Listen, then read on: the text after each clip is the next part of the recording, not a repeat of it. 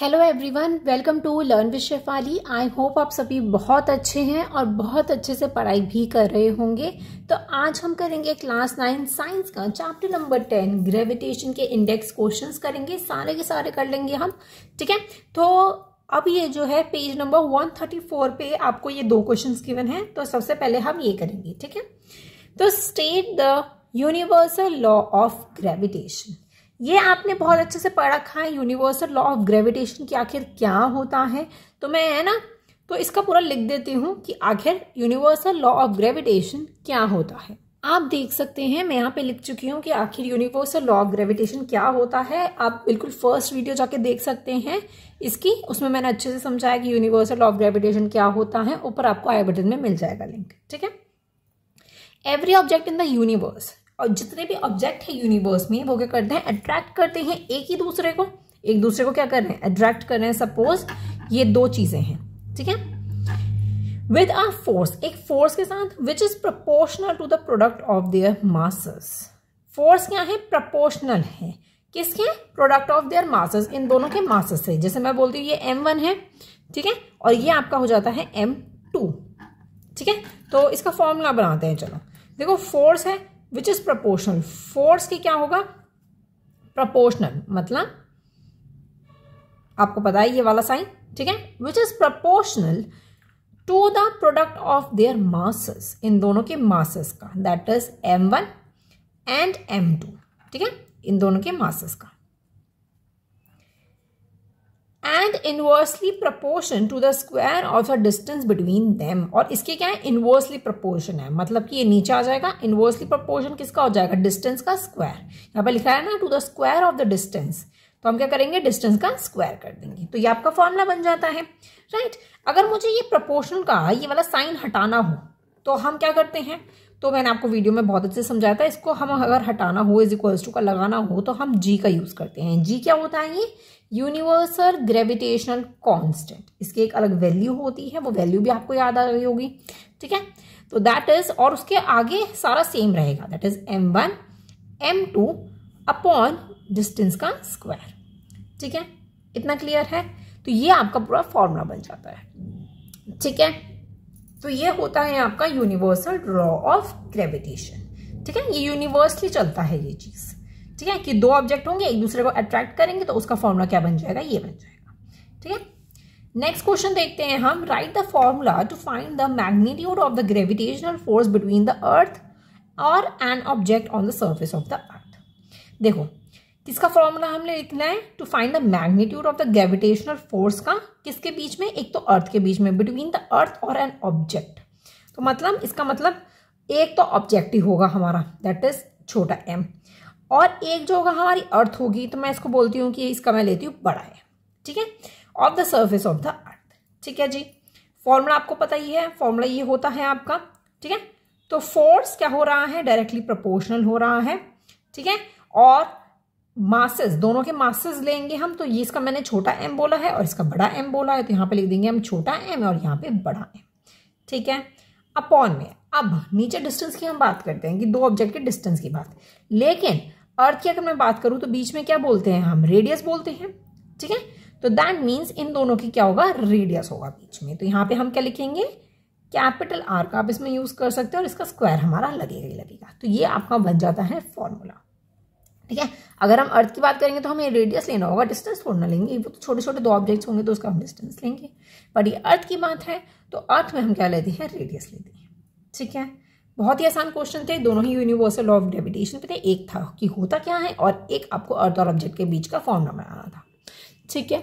इतना क्लियर हो गया है। चलिए अब हम नेक्स्ट इंडेक्स क्वेश्चन पे चलते हैं, दैट इज पेज नंबर 136 पर। तो पेज नंबर 36 पे हमारे 2 क्वेश्चंस गिवन है, that is question number first, जो कि ये फ्री फॉल आके क्या होता है, आपको पता है कि कोई ऑब्जेक्ट फ्रीली गिर रहा है नीचे, तो उसको आप क्या होगे कि फ्री फॉल हो रहा है किसी भी ऑब्जेक्ट का, ठीक है। और फिर था हमारा एक्सेलरेशन ड्यू टू ग्रेविटी, आखिर क्या होता है, ठीक है। दोनों ही चीज मैं यहाँ पे नोट डाउन कर देती हूँ कि फ्री फॉल आखिर क्या होता है। आप भी अपने रजिस्टर में नोट डाउन करो कि आखिर फ्री फॉल क्या होता है, उसकी डेफिनेशन आपको याद होनी चाहिए। ओके, मैं यहाँ पे फ्री फॉल लिख चुकी हूँ कि आखिर क्या होता है। When an object fall with a constant acceleration, अगर कोई भी ऑब्जेक्ट क्या होता है, कांस्टेंट एक्सेलरेशन के साथ गिर रहा होता है, under the influence of the force of the gravitation of the earth object is said to be have a free fall. मतलब कोई भी अर्थ की जो ग्रेविटी होती है ना वो अट्रैक्ट करती है हर एक ऑब्जेक्ट को, किसमें, सेंटर में, ठीक है।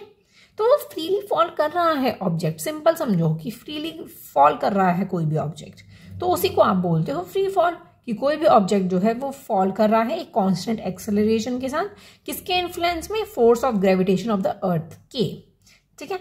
इतना याद रखना है आपको। आपको वीडियो को भी मैं दिखा देती हूँ, हमने वीडियो में भी ये चीज पढ़ी थी कि it is an object falling towards the earth. कोई भी ऑब्जेक्ट जो है अर्थ की तरफ गिर रहा है किस इन्फ्लुएंस के साथ, जो कि फोर्स, जो अट्रैक्शन है फोर्स ऑफ अर्थ का या फिर ग्रेविटी का आप बोल सकते हो, ठीक है। खुद के अर्थ का अकेले का, अर्थ अलोन जिसका अट्रैक्शन हो रहा है, तो उसकी वजह से ऑब्जेक्ट क्या हो रहा है, गिर रहा है, ठीक है। इतना क्लियर है, ठीक है। तो इसके अंदर एक्सेलरेशन भी इन्वॉल्व होती है। तो एक्सेलरेशन जो फ्रीली फॉलिंग ऑब्जेक्ट की होगी तो हम एक्सेलरेशन ड्यू टू ग्रेविटी उसे कहेंगे, जो कि हमारा है नेक्स्ट क्वेश्चन।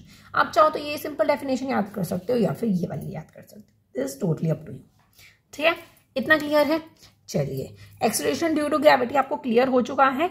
एक चीज और, इसको हम डिनोट कैसे करते हैं, एक तो जी से हम उसे डिनोट करते हैं, और आप इसकी सिंपल डेफिनेशन आप बोल सकते हो, the acceleration produced in a body due to the force of gravity is called the acceleration due to gravity. तो हम यहाँ पे लिखते हैं, साथ साथ लिखते हैं, द एक्सेलरेशन प्रोड्यूस, जो भी एक्सेलरेशन क्या हो रही है, प्रोड्यूस्ड हो रही है किसी भी बॉडी में, किसी भी ऑब्जेक्ट में आप बोल सकते हो, ठीक है। ड्यू टू किसकी वजह से, due to the force of gravity की वजह से, ठीक है। फोर्स ऑफ ग्रेविटी की वजह से, जिसको आप क्या कहते हो, एक्सेलरेशन ड्यू टू ग्रेविटी आप उसको कहते हो। इसको आप जी से डिनोट करते हो। और एक्सेलरेशन की वैल्यू क्या होती है, ठीक है। एक्सेलरेशन ड्यू टू ग्रेविटी की on the earth, on the earth की क्या वैल्यू होती है, हमने निकालना सीखा था, दैट इज 9.8 मीटर पर सेकेंड स्क्वायर, ये वैल्यू होती है, ठीक है। ये हमने सीखा था। देखो मैं आपको अगर दिखाऊं भी तो हमने यहाँ पे वैल्यू निकाली थी, दैट इज 9.8 मीटर पर सेकेंड का स्क्वायर। ये हमने ऐसे करके पूरा वैल्यू निकाली थी, ठीक है। हमने यहाँ पे डेरिवेशन भी किया था, पूरा का पूरा डेरिवेशन हमने सीखा था यहाँ पे। ये वीडियो जाके जरूर देखिएगा, बहुत ही ज्यादा इंपॉर्टेंट है, ठीक है। तो पेज नंबर 136 पे जो आपको 2 क्वेश्चन दिए गए थे फ्री फॉल से रिलेटेड, वो हमने कर ली है। अब नेक्स्ट हम करेंगे पेज नंबर 138 का। पेज नंबर 138, इस पे हमें 2 क्वेश्चंस गिवन है, ठीक है। Difference between the mass of an object और इट्स वेट, मतलब हमें मास और वेट में आपको डिफरेंस बताना है। तो आप वीडियो देख सकते हो जो ये, जिसमें मैंने आपको मास और वेट का डिफरेंस बताया हुआ था। तो इसी में हम देख लेते हैं कि मास और वेट आखिर क्या होता है। वेट को हम W से डिनोट करते हैं, ठीक है। Mass is an amount of the matter contained in the body. जैसे इसमें मैंने बताया था आपको, अगर इसके अंदर शुगर है तो इसका 1 kg है, तो मास क्या है, जो भी मैटर एक बॉडी के अंदर होगा तो उसको आप कहोगे मास, की मास क्या है इसका, 1 kg है, ठीक है। वेट क्या होता है, weight of an object is a force with which it is attract towards the earth. अब वेट ऑफ द ऑब्जेक्ट एक फोर्स होता है जो कि अर्थ जो है किसी चीज को अट्रैक्ट कर रहा होता है अपनी तरफ, ठीक है। मतलब force is equals to mass into G gravity, ठीक है। एक्सेलरेशन ड्यू टू ग्रेविटी याद होगा, मैंने क्या बताया था, छोटा वाला जी से डिनोट करते हैं हम उसको, ठीक है। इतना क्लियर है। Acceleration due to gravity into mass, ये होता है आपका नॉर्मली फॉर्मूला होता है आपका फोर्स का। लेकिन अगर मैं वेट की अगर बात करूं तो वेट आपका क्या हो जाएगा, वेट को हम बोलोगे mg। फोर्स को भी आप वेट ही बोलते हो, ठीक है। तो यहाँ पे जो ये फोर्स यूज हो रहा है ना, तो इसकी जगह आप W भी यूज कर सकते हो। तो नॉर्मली ये फॉर्मूला बन जाता है इसका, weight is equals to m into acceleration due to gravity, ठीक है। अगर आपको मास का फॉर्मूला बनाना हो तो इसमें से मास को अलग कर दो तो W/g हो जाएगा, ऐसा फॉर्मूला बन जाएगा इसका, ठीक है। मास की ऐसा यूनिट आपको पता ही है, kg होती है। और वेट की क्या होती है, वेट आपका फोर्स ही होता है, दैट मीन्स न्यूटन होती है, ठीक है। The mass of an object is constant, जो मास होता है ऑब्जेक्ट का, चाहे वो अर्थ पे बोलो चाहे मून पे बोलो, मास सेम रहता है, does not change from place to place. Place to place वो चेंज नहीं होता। लेकिन जो वेट होता है, दैट मीन्स फोर्स जो होता है, वो हमेशा क्या होता है, कॉन्स्टेंट नहीं होता है, वो चेंज होता रहता है, ठीक है। मास के अकॉर्डिंग वो क्या होगा, चेंज होगा। इतना क्लियर है। अब इसे एज अ डिफरेंस में आप लिख सकते हो, ठीक है। नेक्स्ट क्वेश्चन देख लेते हैं। ये हमने डन कर लिया है, ये हमारा हो चुका है। Why is the weight of an object on the moon is 1/6 its weight on the earth। अब ऐसा क्यों है, सिंपल लैंग्वेज में अगर मैं बोलूं तो वेट ऑफ द मून, जो वेट है मून का, ठीक है, वेट किसी भी ऑब्जेक्ट का मून पर जो है वो 1/6 weight of on the earth क्यों है, ये चीज आखिर क्यों है, ये आपको सिंपली इसमें बताना है। ठीक है, तो हम क्या करेंगे, अब देखो मैंने आपको यहाँ पे बताया था ना, ये पूरा हमने अच्छे से कराया है। ठीक है, कि नॉर्मली फॉर्मूला क्या होता है, ये फॉर्मूला होता है the weight of the moon देखेंगे और वेट ऑफ द अर्थ देखेंगे, तो दोनों का अपॉन में ले आएंगे इनके फॉर्मूलेज को। जी से जी कट हो गया, एम से एम कट हो गया, क्या बच गया, क्या बच गया, एक एम बच गया यहाँ पे, मैं एम ऑफ द मून, एक ऑब्जेक्ट कट हो चुका है, मून का मास बच गया है, अपॉन में चला जाएगा रेडियस, ये हो गया। इसको आप ऐसे लेके आओगे तो इनटू में पहुंच जाएगा, इसकी वैल्यूज पुट कर दो तो सिंपली आपको पता चल जाएगा कि आखिर ऐसा क्यों है। अर्थ का 1/6 है। ठीक है, इतना क्लियर है, इतना क्लियर है। ये वीडियो जरूर देखिएगा, मास और द अर्थ की वेट कैसे हम निकालते हैं, तो ये आपको बहुत ही ज्यादा इंपॉर्टेंट, इसकी वीडियो जरूर देखिएगा, नीचे लिंक मिल जाएगा आपको सारी वीडियोस का। ठीक है, चलिए नेक्स्ट देख लेते हैं। अब हम नेक्स्ट देख लेते हैं, आपको सिंपली इसमें ये डराइव करके दिखा देना है, इसमें और कुछ नहीं करना है हमें। अब नेक्स्ट करेंगे हम 141 पेज नंबर पे जो हमें क्वेश्चन गिवन है वो और हम करेंगे।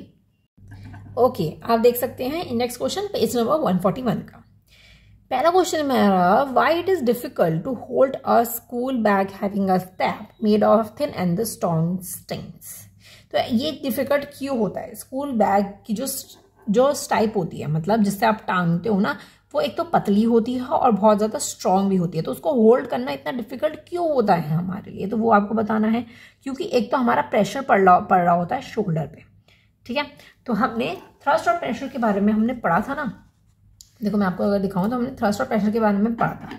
अगर एरिया ज्यादा होगा तो लो प्रेशर पड़ेगा, अगर एरिया कम होगा तो इफेक्ट ज्यादा होगा। और इस स्कूल बैग में अगर बोलो स्कूल बैग का जो एरिया है वो क्या है, कम है, तो दैट मीन्स जो शोल्डर पे प्रेशर पड़ेगा वो क्या पड़ेगा, ज्यादा पड़ेगा।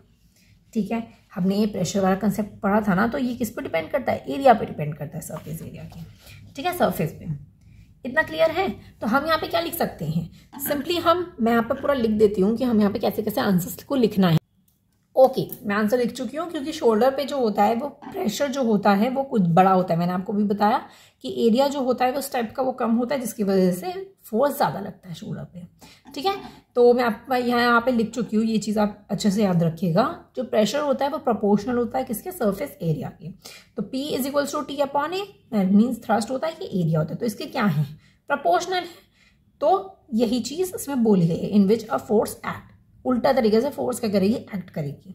ठीक है, in the case of the thin stripe के अकॉर्डिंग अगर मैं बोलूँ, इसके अकॉर्डिंग बोलूँ, थिन स्ट्राइप की हम बात कर रहे हैं, तो जो कॉन्स्टेंट सरफेस एरिया है वो क्या है, स्मॉल है, जिसकी वजह से जो प्रेशर पड़ रहा है शोल्डर पे वो ज्यादा पड़ रहा है। ठीक है, सिंपली आपको यही चीज लिखनी है, इसमें प्रेशर का कंसेप्ट आपको पता होना चाहिए। अब नेक्स्ट क्वेश्चन है आपका बॉयंसी। बॉयंसी आखिर क्या होता है, ये चीज आपको क्लियर हो गई है। बॉयंसी का और हम देख लेते हैं। देखो बॉयंसी का अगर मैं बताऊं तो मैंने जो है आपको पूरा ये पढ़ाया था।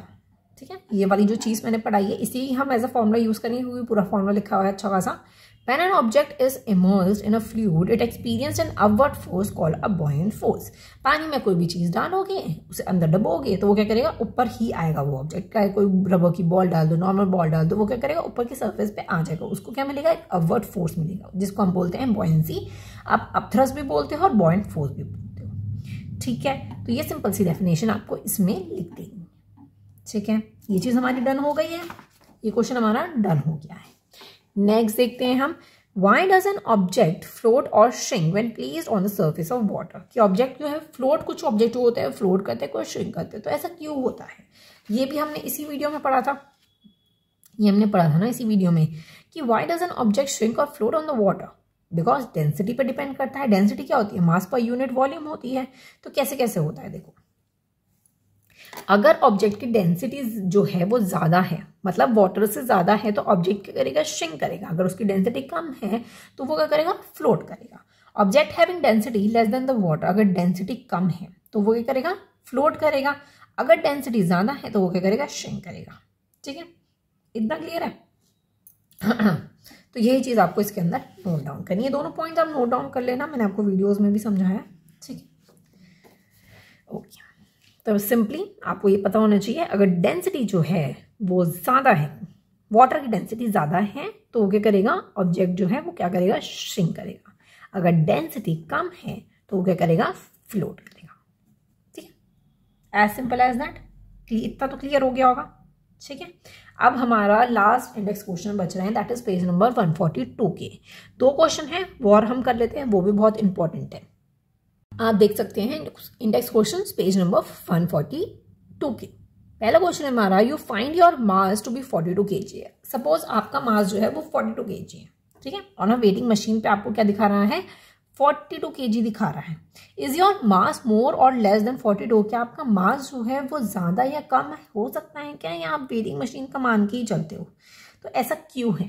देखो, हम वेटिंग मशीन पे जब भी खड़े होते हैं तो वेट किस तरीके से एक्ट करता है, डाउनवर्ड से एक्ट करता है। ठीक है, जबकि उस पर एक अपवर्ड अप थ्रस्ट जो है वो फोर्स लग रहा होता है, मतलब अपवर्ड फोर्स लग रहा होता है, तो जिसकी वजह से वेट क्या हो जाता है, वो कम हो जाता है। ठीक है, किससे कम होता है, ट्रू वेट से। एक्चुअल वेट कुछ और होता है, वेटिंग मशीन क्या होती है, कम दिखाती है वो वेट। ठीक है, मशीन क्या दिखाती है, कम दिखाती है। ठीक है, तो आपको इसका नॉर्मल फॉर्मूला पता होना चाहिए कि weight measured is equals to actual weight minus buoyant force. ठीक है, जो वेट आपने मेजर किया है is equals to actual weight minus buoyant force होता है। तो मतलब इसका एक्चुअल वेट जो होगा, जो इसका एक्चुअल वेट होगा वो किसके इक्वल होगा, जो हम वेट क्या कर रहे हैं, मेजर कर रहे हैं, वेट मेजर्ड, और आपको प्लस का साइन लगाना है और यहां पे आपने लिखना है बॉयंट फोर्स। ठीक है, इसके इक्वल होता है हमारा एक्चुअल वेट। ठीक है, इतना क्लियर है? तो सिंपली आपको लिख देना है कि जो वेट होता है वो कम होता है ट्रू वेट से। ठीक है, क्योंकि क्या लग रहा होता है, अप थ्रस्ट लग रहा होता है इसके अंदर। ठीक है, इतना क्लियर है? जब मैं नोट्स दूंगी तो आपको इंडेक्स क्वेश्चंस भी दूंगी, उसमें मैं प्रॉपर आंसर्स आपको दूंगी। ठीक है, चलिए सेकंड क्वेश्चन हम देख लेते हैं। सेकंड क्वेश्चन क्या है, ओके नेक्स्ट क्वेश्चन आप देखो, you have a bag of cotton and iron bar. एक तो आपके पास कॉटन है और दूसरा आयरन बार है। ठीक है, each indicate a mass of 100 kg, और दोनों का ही मास 100 kg है। ठीक है, दोनों का मास 100 kg है। व्हेन मेजर्ड, जब हम उसे मेजर करेंगे किस पे, वेटिंग मशीन पे, तो रियलिटी में क्या है, एक चीज जो है हैवियर है दूसरी चीज से। तो कौन सी हैवियर हो सकती है और कौन सी हैवियर नहीं हो सकती? तो मैंने आपको अभी बताया, एक्चुअल वेट जो होता है वो weight measure plus buoyant force, उस पर बॉयंट फोर्स लग रहा होगा। ठीक है, तो इसमें आप सिंपली क्या कर सकते हो कि कॉटन बैग जो होगा वो ज्यादा हैवी होगा as compare to iron bar. ठीक है, कॉटन बैग की जो डेंसिटी होती है वो क्या होती है, कम होती है। ठीक है, तो कॉटन बैग क्या करेगा, एक लार्जर एयर थ्रस्ट जो है एक्सपीरियंस करेगा आयरन बार से। आयरन बार थोड़ा भारी होता है, लेकिन कॉटन के बैग पर, कॉटन क्या होता है, बहुत ही ज्यादा हल्का होता है वो, तो उस पर क्या करेगा, ज्यादा एक्सपीरियंस करेगा वो वाला थ्रस्ट, एयर थ्रस्ट फोर्स। ठीक है, तो जो उसका इंडिकेट करेगा वो कम इंडिकेट करेगा एक्चुअल वेट से कॉटन बैग का। ठीक है, तो एयर जो होगी वो कॉटन बैग पर ज्यादा लगेगी, तो इसीलिए कॉटन बैग का जो ट्रू वेट होगा as compare to iron bar वो क्या होगा, ज्यादा होगा। तो सिंपली आप बस यही लिख सकते हो इसके अंदर कि cotton bag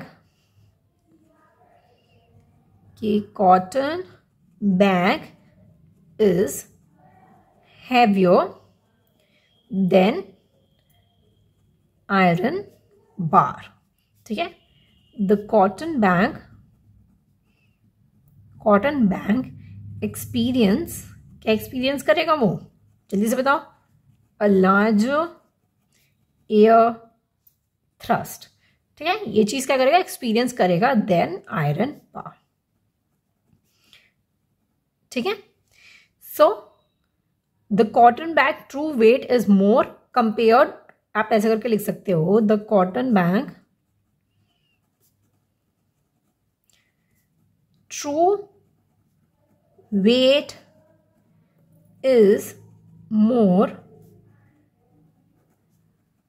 compared to the true weight of the iron bar। ठीक है, इतना क्लियर हो गया है? आपको सिर्फ इतना लिखना है इसके अंदर। ठीक है, मार्क्स पे डिपेंड करता है कि कितने मार्क्स का क्वेश्चन अगर आता भी है तो कितने मार्क्स का क्वेश्चन आ सकता है। ठीक है, तो उस अकॉर्डिंग आप आंसर लिखना। अगर छोटे से मार्क्स का 1 या 2 मार्क्स का क्वेश्चन आते तो आप इतना सही लिखोगे काफ़ी है। ठीक है, बस आप अच्छे से डिस्क्राइब कर दो कि ऐसे ये चीज़ क्यों हैवियर है और वो चीज़ हैवियर क्यों नहीं है, क्योंकि उस पर भी थ्रस्ट लग रहा है। ठीक है, इतना क्लियर हो गया है। ओके, तो यहाँ पे क्या होता है, इंडेक्स क्वेश्चन आपके फिनिश हो जाते हैं। अब सिर्फ एक्सरसाइज बचेगी, वो हम नेक्स्ट वीडियो में पूरा कंप्लीट कर लेंगे जहाँ तक है। देखते हैं कितने क्वेश्चन है उसके अंदर। ठीक है, तो अगर मुझे ज़्यादा लंबी वीडियो लगने लगी तो मैं 2 पार्ट्स में डिवाइड करूँगी, वरना एक ही में वीडियो में कर दूँगी, जैसे मैंने इंडेक्स क्वेश्चन की। ठीक है, तो आई होप आपको वीडियो पसंद आई होगी। कोई भी डाउट होता है तो मुझे कमेंट सेक्शन में ज़रूर बताइएगा, और please keep supporting me. Views नहीं आ रहे हैं बिल्कुल भी, प्लीज़ सपोर्ट कीजिए। मैं अपना अच्छे से ट्राई कर रही हूँ कि आपको एक एक कंसेप्ट में अच्छे से समझा सकूँ। तो एक बार प्लीज़ मेरी और भी वीडियोज़ चेक कीजिएगा, आपको ज़रूर पसंद आएगी। Thank you so much for watching. Bye bye.